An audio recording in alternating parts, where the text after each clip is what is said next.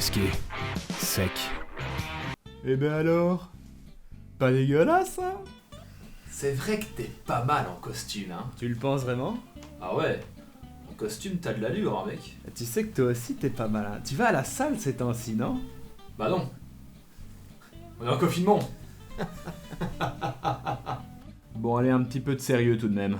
Salut les potes, c'est Max. Bon, à quoi vous fait penser le personnage que je viens de mettre en scène? Je sais pas, un paumé qui se balade tout seul en costume chez lui? Si j'ai bien fait mon boulot, vous devez penser que le type que j'incarnais était un mec classe, élégant, distingué, qui a un certain goût pour le luxe au vu du costume qu'il porte et de la boisson qu'il commande au bar, bref un mec qui appartient à une certaine classe sociale. Tu viens juste de parodier James Bond en gros. Il n'aura fallu que quelques plans pour que vous cerniez plus ou moins la personnalité du personnage que j'incarnais. Une certaine tenue, une allure particulière et quelques mots spécifiques et c'est bon, vous avez cerné le personnage. Alors que si je m'étais présenté comme ça...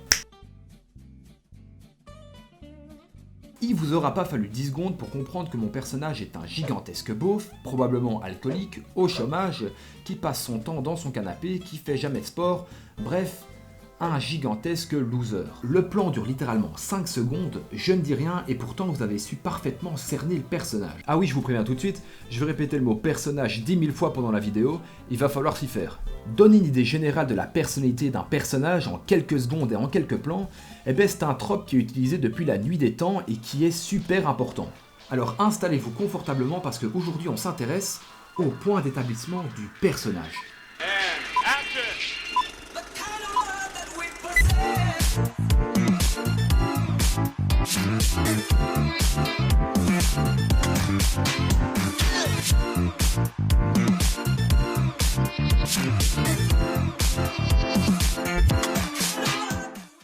Bon, échauffe-toi mon vieux parce que ça risque aujourd'hui d'être un petit peu plus technique. T'inquiète, je gère, mon N'hésite gars. pas à te mettre à l'aise aussi.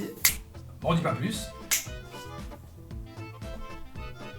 Bah quoi? T'es sérieux mec? Quand on raconte une histoire, on n'a pas forcément le temps de s'étaler en long et en large sur les personnages. Puis c'est pas forcément très sexy de décrire purement et bêtement un personnage, on risque de perdre l'attention du public.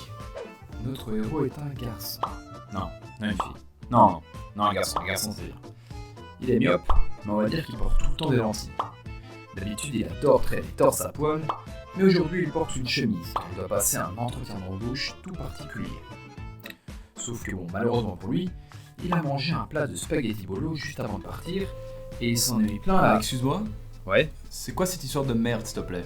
Ça, c'est ce qu'on appelle de l'exposition. Et en l'occurrence, elle est plutôt mauvaise pour le coup. Pour pallier à ça, il existe une méthode très connue en narration qui consiste à utiliser une scène afin d'approfondir les personnages, leur personnalité, leurs buts, leurs ambitions, etc. C'est donc ça qu'on appelle le point d'établissement du personnage. Pour illustrer tout ça, on va d'abord réutiliser les personnages de l'introduction. C'est vrai que j'ai jamais autant utilisé le mot personnage de ma vie. Comme ici ils sont très clichés, ça a dû être assez facile pour vous de les cerner. Réintéressons-nous au personnage du loser. Premier point à remarquer, le loser ne porte pas de pantalon. Pourquoi tu parles de pantalon là d'un coup? J'ai loupé un épisode ou? Eh bien tout simplement parce que le port du pantalon est un signe de dignité et d'activité dans notre société actuelle. Enfin ça c'est mon avis, et j'émets qu'une hypothèse qui est purement personnelle. J'ai l'impression depuis quelques années, que ce soit dans les films ou dans les séries, qu'on associe souvent le fait de porter un pantalon à la proactivité et au travail, tandis que le fait de rester en caleçon chez soi, eh ben c'est purement lié à la glande. Essayons un petit peu d'analyser le bestiau. Le paquet de chips sur le bide qui indique clairement qu'on a affaire à un gros porc qui en a rien à foutre de sa santé et qui du coup va jamais se bouger pour aller faire une once de sport dehors. Ensuite, la position affalée dans le canapé qui confirme clairement notre hypothèse, le mec est un gros fainéant et va pas se bouger de la journée. À ça on rajoute quelques petits détails comme une bière, une chaussette trouée ou encore les lunettes de soleil à l'intérieur, indiquant que le personnage a peut-être un petit peu de mal avec la lumière du jour, probablement suite à une grosse gueule de bois. Bref, pas besoin de prendre la peine d'analyser chaque élément de la scène, on a clairement affaire ici à un gros loser. Et ça n'a pas pris 5 secondes à votre esprit pour le comprendre. Et ça, c'est grâce à l'imagination collective. Depuis la nuit des temps, l'homme a tendance à utiliser le symbolisme, donc le fait d'associer un élément à un autre. On retrouve ce principe appliqué un petit peu partout, que ce soit dans la religion, dans les légendes, dans les mythes, et donc forcément dans la narration. Prenons quelques exemples. Les étoiles ont toujours été symboles d'espoir, pendant que la colombe a toujours été symbole de paix, tout comme sa couleur blanche. On associe depuis toujours le cœur à l'amour, alors que pourtant, quand il s'agit de relationnel et d'humain, eh ben c'est là-haut que ça se passe. D'ailleurs, pourquoi l'amour est symbolisé par la couleur rouge?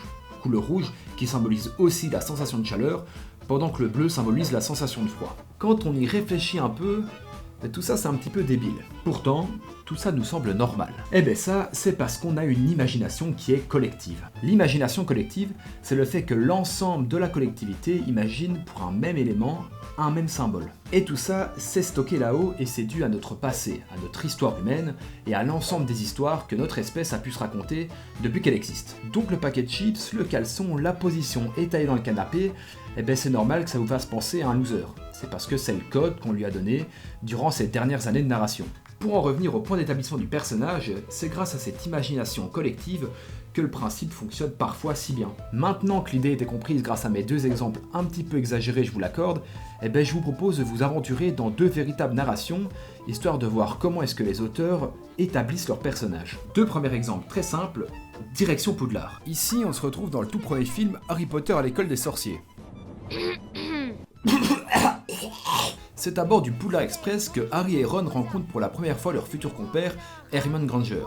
Alors que Ron s'apprêtait à colorer son rang en jaune, Hermione l'interrompt en lui disant qu'elle a hâte de voir son sortilège. Évidemment, Ron échoue lamentablement. Il en faut bien du groupe qui soit l'archétype du loser, pas de chance Ron. Du coup, Hermione en profite pour le tacler verbalement bien comme il faut. Si elle savait comment ça allait finir. Hermione se décide à lui faire une leçon et veut lui montrer ce que c'est qu'un véritable sort. Elle décide donc de réparer les lunettes cassées d'Harry d'un coup de baguette magique. Par exemple... Oculus Reparo.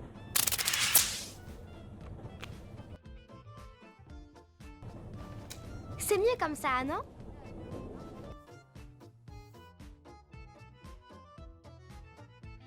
Elle va finir par comprendre qu'elle a affaire au célèbre Harry Potter et se présente donc brièvement aux deux garçons pour enfin sortir du wagon avec un air clairement supérieur et un petit peu condescendant, soyons francs entre nous. Elle termine par expliquer que les garçons doivent se changer à l'approche de Poudlard et fait une dernière remarque avec un ton plutôt rude sur la propreté du visage de Ron. Au fait, je te signale que tu as une tache sur le nez. Tu le savais? Juste là.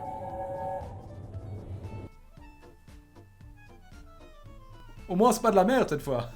Vous aurez compris qu'on a affaire à une madame je sais tout propre sur elle, qui n'hésite pas à faire des remarques à droite à gauche et qui prend déjà les devants sur le groupe en conseillant ce qui est bon à faire ou pas. Tiens. Est-ce que le personnage ne suivra pas ses traits de caractère durant l'entièreté de la saga? Si. Bien vu, Sherlock. Bon par contre je vais un petit peu dévier du sujet, mais Ron là... Vous êtes sûr qu'il est tout juste là-haut? Vous avez vu les regards qu'il lâche à Harry ou quoi? Qu'est-ce qu'il a à me regarder celui-là? Vas-y, tu me regardes encore une fois mon gars. Bon allez, sors ta baguette, ça va chier mon gars. Bon bah allez, tant qu'on y est, intéressons-nous au personnage d'Harry. La première fois qu'on le rencontre, on le retrouve dans son placard à balai sous l'escalier, en train de se faire réveiller par son gros bâtard de cousin de Dudley, qui tape des pieds sur les marches comme un gros débile. Enfoiré de Dudley. Il s'agit d'ailleurs de son anniversaire et se fait donc chouchouter par la tante Pétunia, pendant que Harry doit servir le petit déjeuner comme si c'était le boy de la maison, tout en portant un t-shirt dégueulasse en guise de pyjama qui devait sûrement appartenir à son affreux cousin. Bref, Harry est une victime. Tu es une victime, Harry. Et le réalisateur nous l'a très bien fait comprendre sans pourtant en dire un seul mot. Les premiers instants d'un personnage peuvent véritablement définir son caractère et sa façon de réagir pour une durée plus ou moins longue dans le récit. Que ce soit pour l'entièreté de la saga concernant Hermione ou pour la durée de la situation initiale concernant Harry. Vous commencez à comprendre la puissance du point d'établissement d'un personnage et à quel point il peut être utile dans une narration. Vous voulez montrer qu'un personnage est profondément cruel et méchant, alors introduisez-le en train de tuer un de ses sbires par exemple. Vous voulez créer un héros, mettez-le en scène en train de sauver une vie, que ce soit une vieille dame dans un incendie, un chat dans un arbre, ou encore un jeune enfant sur le point de se faire écraser sur la route. Ouais, faut avouer que les exemples que t'as pris ici, c'est un peu tous des clichés. Hein. T'as pas un exemple un petit peu plus subtil pour nous? Ok, prenons un exemple un peu plus complexe, où il va falloir vraiment creuser pour comprendre les intentions du réalisateur. Il s'agit d'un exemple que j'ai souvent rencontré sur le net en abordant le sujet, je parle bien sûr de Jack Sparrow. Captain. Ok, Captain Jack Sparrow. restons calmes, hein. Regardez-moi cette allure, cette fierté, ce regard. Ça c'est un capitaine qui déconne pas. Du haut de son majestueux bateau, il navigue sur les 7 mers et les océans. Il pille, il boit du rhum, il... Ah bah non. Bon ok, on s'attendait un petit peu plus. Il navigue sur un rafio tout pourri qui finit même par couler, mais qui étonnamment s'arrête parfaitement au niveau du ponton.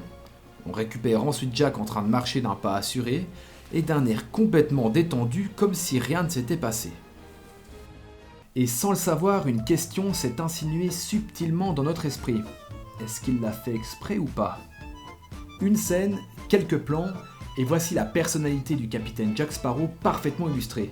Un pirate fier, ambitieux, imprévisible, qui arrivera toujours à se sortir par un artifice ou une pirouette quelconque. Ici, la personnalité à saisir est plus complexe que celle d'une Madame Je sais tout, ou que celle d'une sourasse qui se fait victimiser sous son escalier. Désolé. Et pourtant, le réalisateur a su parfaitement utiliser ses plans et son point d'établissement pour introduire le capitaine Jack Sparrow. Et ça s'arrête pas là, on peut même aller plus loin en utilisant de l'établissement plus tard dans le récit, afin d'approfondir la personnalité d'un personnage qui reste assez obscur jusque-là. Ici, on s'intéresse à l'antagoniste des films 2 et 3 de Pirates des Caraïbes, Davy Jones, qui joue une mélodie très précise à l'orgue.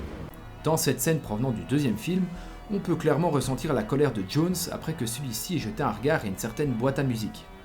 Il joue frénétiquement, comme si cela lui permettait d'exprimer une colère profondément enfouie. Dans le troisième film, on apprend que c'est suite à une peine de cœur que Jones est devenu celui qu'il est aujourd'hui. Dès lors, la boîte à musique qu'on apprend être un cadeau de son ancienne dulcinée prend tout son sens. Lorsque celle-ci s'actionne, la mélodie reste la même mais la tonalité est plus douce, plus sensible, indiquant le lien entre la boîte, la femme, l'amour et la peine éprouvée par Jones. Ensuite, la scène s'achève par la musique qui s'emballe de nouveau, pour réappuyer sur la profonde colère qui habite le monstre.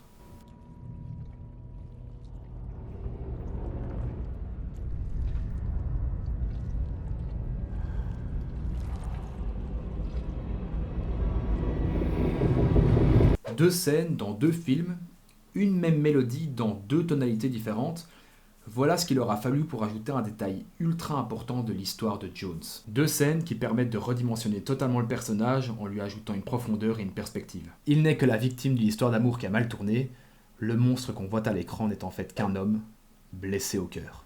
Suite au système de détection de YouTube et comme j'ai pas envie que cette vidéo soit supprimée au bout de 10 secondes, j'ai pas pu vous montrer le thème de Davy Jones comme je l'aurais voulu. Je vous mets donc le lien du thème complet dans la description. Allez écoutez ça, ça en vaut vraiment le coup, surtout après tout ce que je vous ai dit. D'ailleurs, petite anecdote supplémentaire sur le morceau, lorsque celui-ci s'emballe, si vous écoutez attentivement, vous remarquerez que les percussions tapent au rythme d'un battement de cœur. Voilà, pour ceux qui ont vu les films, vous aurez compris. C'est pour moi c'est cadeau, de rien. Bon, retournons sur le point d'établissement du personnage. On a vu plusieurs magnifiques exemples d'établissement, mais faut pas oublier qu'il y en a forcément des tout pourraves. Pour ça, on veut utiliser un véritable chef-d'œuvre du cinéma, une pépite parmi les pépites, la cerise sur le gâteau du 7e art. Non, je plaisante, on va parler de Transformers. Pour ceux qui vivent dans une grotte ou qui ont assez de goût pour ne pas s'intéresser à ce genre de film, Transformers c'est ça. Non, vous ne rêvez pas, il s'agit bien de robots géants extraterrestres capables de se transformer en véhicules de tout genre et qui se mettent allègrement sur la gueule. En vrai, je parle en mal du film, mais si on met de côté le scénario qui est complètement éclaté, eh bien on a affaire à un petit bijou d'effets visuels et de jeu de perspective. Non mais regardez-moi ce plan, sérieux. Que quelqu'un ose me dire que ça, c'est pas du travail qui est propre. Mais bon, qui dit robot géant dit film de beauf, et qui dit film de beauf dit qu'il faut forcément que l'intérêt amoureux soit turbobonne. Et voilà comment on établit ce personnage. Un gros plan sur la meuf en question, dans une position aussi intéressante que sa tenue. Mettons-la sur une moto, ça excitera les gros beaufs. Non mais regardez-moi ça quoi. Eh bien ça, c'est également une forme d'établissement. Faut montrer qu'elle est bien foutue et qu'elle vaut donc la peine que le héros s'emmerde pour essayer de se la taper à la fin.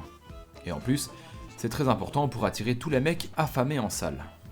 Vous rigolez peut-être, mais moi pas. Je suis persuadé que si à la place de ça, on avait eu ça, je pense que les entrées au cinéma auraient été un petit peu moindres. Bref, soyez conscients que ce genre de cas moins subtil existe, mais n'oubliez pas tous les autres exemples qu'on a vus avant, ça prouve qu'on est capable de faire quand même de très belles choses avec seulement quelques plans, voire une seule musique. Et voilà, c'est déjà fini pour aujourd'hui. J'espère que vous avez apprécié la vidéo, et si c'est le cas, n'hésitez pas à partager, commenter, mettre votre pouce, en parler autour de vous, et surtout à me faire vos retours, c'est super important, ça va me permettre de m'améliorer pour la suite. On se retrouve vendredi prochain pour l'épisode... Hop, une petite seconde. Décidément, j'adore cet effet post-prod, c'est une dinguerie. Bon, ici je dis vendredi, mais on va pas se mentir que ça commence à devenir un petit peu chaud les mecs. En effet, quand je fais cette intervention, on est dimanche soir, Mes cours reprennent demain, j'ai des labos, des présentations à venir, et tenir le rythme des semaines systématiquement le vendredi, ça va être un petit peu chaud pour moi. Mais bon, vous avez autre chose à foutre que de me regarder toute la journée, hein. Parce que certes, il y a les cours et les présentations, mais au-delà de ça, en juin, il y a ce qu'on appelle des examens, si vous vous en rappelez. Et ce serait pas mal de les réussir pour le coup. Et j'imagine pour le coup que certains me comprennent. Oui, c'est bien ce que je me disais. Donc on se dit pas rendez-vous ce vendredi, mais rendez-vous dans 15 jours. Et là les potes, je vous réserve un épisode... Oh, vous m'en direz des nouvelles. Oh, ça va être délicieux. Ça va être délicieux. Suivant, on abordera l'identification au personnage. On se dit à vendredi, ciao les potes.